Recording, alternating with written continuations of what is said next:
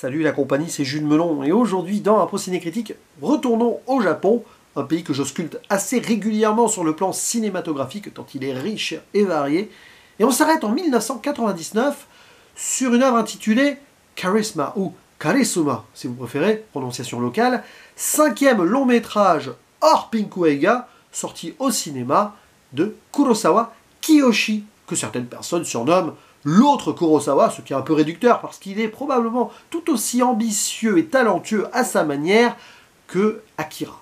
Alors, il s'agit ici d'un opus difficile à déterminer niveau style, faussement présenté comme un thriller écologique, mais assez dramatique et mystérieux. Il y a un univers à part qui s'inscrit ici dans sa diégèse. Au casting, nous avons dans le rôle principal celui qui est l'un des acteurs fétiches de Kiyoshi Kurosawa, à savoir Koji Yakusho, qui était par exemple dans Cure, qui à date est le seul Kurosawa Kiyoshi dont j'ai parlé sur la chaîne, enfin, avant cette vidéo, et pourtant j'ai vu les autres, notamment License to Live entre les deux, mais bon, je ne parle pas de tout forcément, de ce que je vois. Citons aussi la présence de Ren Osuji, que vous avez pu voir dans des films de Takashi Miike et de Takeshi Kitano, et j'en ai parlé de pas mal aussi ici en Impro Ciné Critique.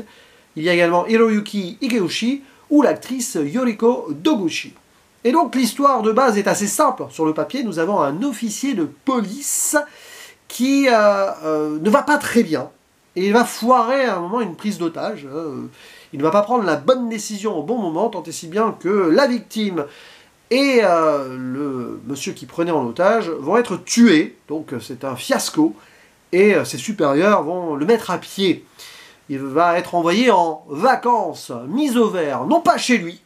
Alors, est-ce que c'est son propre choix ou est-ce qu'on l'oblige à cela? C'est assez mystérieux.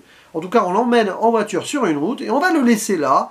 Il va devoir aller dans la forêt à côté, peut-être réfléchir sur ce qu'il a fait, à moins que vraiment il ne veuille pas rentrer chez lui. Pourtant, on l'entend au téléphone, il parle à son fils, mais visiblement son épouse va pas bien.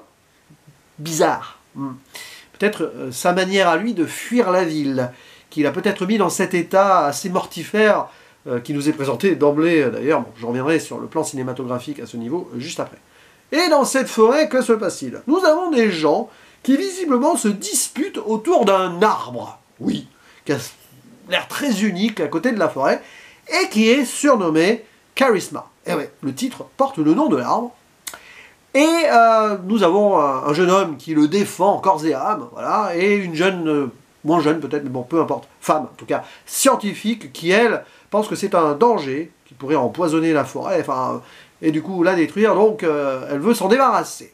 Il y a aussi une sorte de milice militaire à côté qui veut s'en emparer, enfin bref. Il débarque là, l'officier Goro Yabuike, c'est son nom, un peu paumé, d'ailleurs, sa façon d'entrer dans cet univers est bizarre, parce qu'il mange une sorte de champignon hallucinogène, hein. Tiens, c'est un peu Alice au pays des merveilles, là aussi, maintenant que j'y pense. Et il va être face à un autre choix. Pas par rapport à prise d'otage, est-ce qu'il faut tirer, attendre, négocier et tout, non. C'est quel parti prendre. Soit participer à la sauvegarde de cet arbre, soit à sa destruction. Et on va l'écouter un petit peu, hein, puisqu'il est flic sur le papier. Et il va se passer des choses, relation avec l'un et l'autre, tout ça, entre celui qui est fan de l'arbre, l'autre qui veut le détruire, la femme, et d'autres petits, comme ça, protagonistes, qui gravitent autour de cette forêt, d'un hôtel désaffecté, sanatarium, là, tout ça. Oh, bref, l'ambiance est posée, et c'est du pur Kiyoshi Kurosawa. Quand on a vu Cure, on n'est pas étonné de ce qu'on voit là, mais on n'est plus dans un milieu urbain, il décale ça dans, on va dire, la campagne, mais avec quelques structures humaines quand même. Et il y a vraiment un travail sur l'atmosphère qui est absolument génial. C'est un film, soit vous allez accrocher, soit vous n'allez pas du tout rentrer dedans, parce que ça va prendre son temps. Ça raconte pas grand-chose de plus que cette lutte autour de l'arbre et tout pendant plus d'1h45, enfin du moins sur l'intrigue principale, mais alors, sur la psychologie et les questionnements que ça laisse, c'est assez brillant. Bon, déjà, sur le plan de la mise en scène, mais directement, Kiyoshi Kurosawa, il nous fait comprendre que rien ne va dans cette société japonaise de ce film. Ah, c'est la continuité de Cure. Même License to Live, il y avait quelque chose un peu, voilà, toujours plombé, ça va pas, quoi. C'est sombre.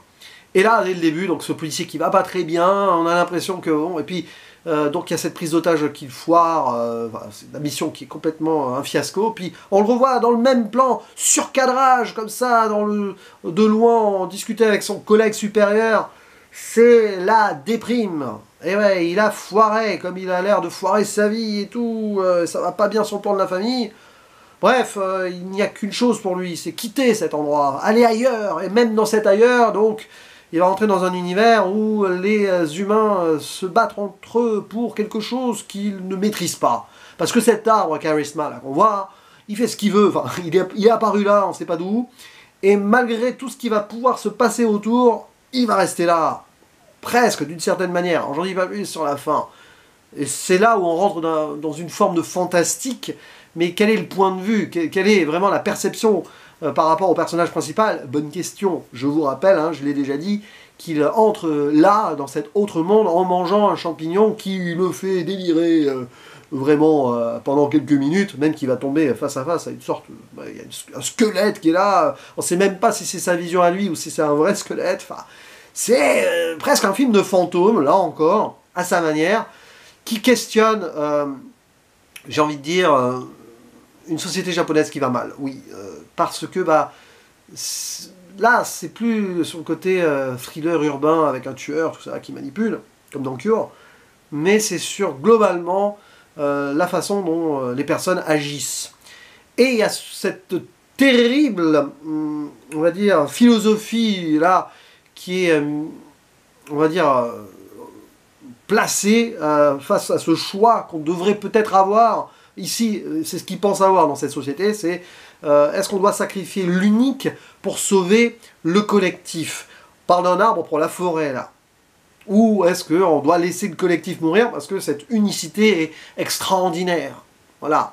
Eh bien, vous transportez cela, il y a un transfert à faire avec l'humanité. Est-ce que dans un cas précis et dramatique, sauver une personne pourrait, ce qui menacerait le collectif derrière, est-ce qu'on ne serait pas prête à la sacrifier?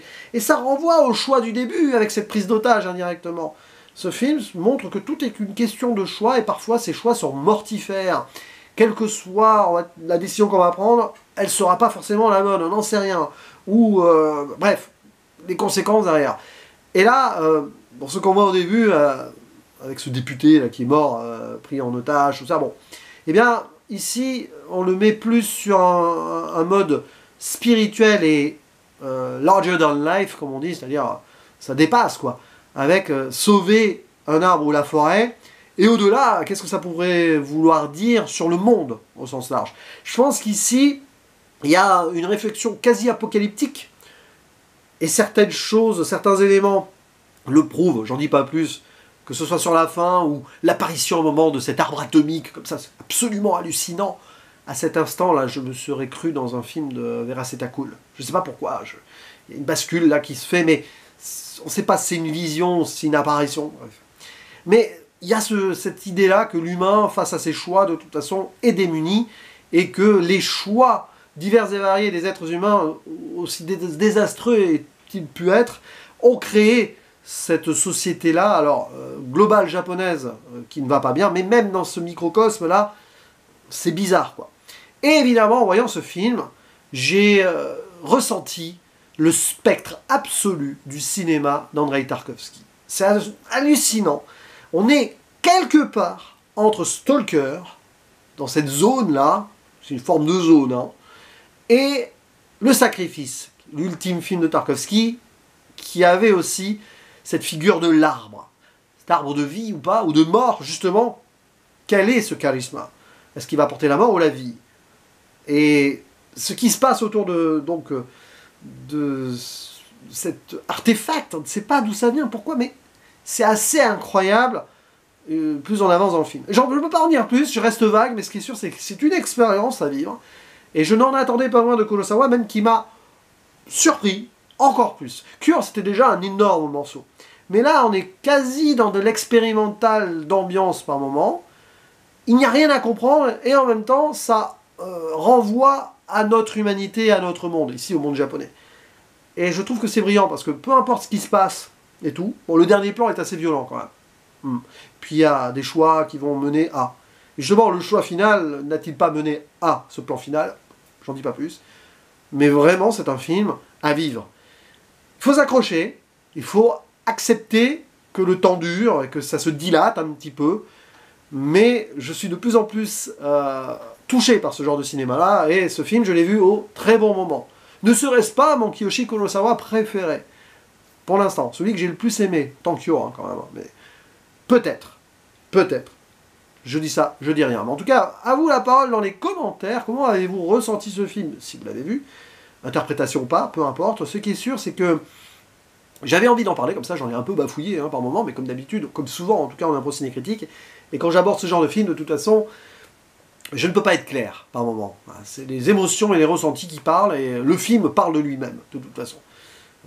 Brillante mise en scène, encore une fois, enfin bon bref. Pas que le début, hein. J'ai parlé du début, mais les cadres partout, la nature derrière, tout est choisi, millimétré, et c'est beau. C'est triste, flippant, mystérieux et beau à la fois. Bref. À vous la parole, à la prochaine, ciao.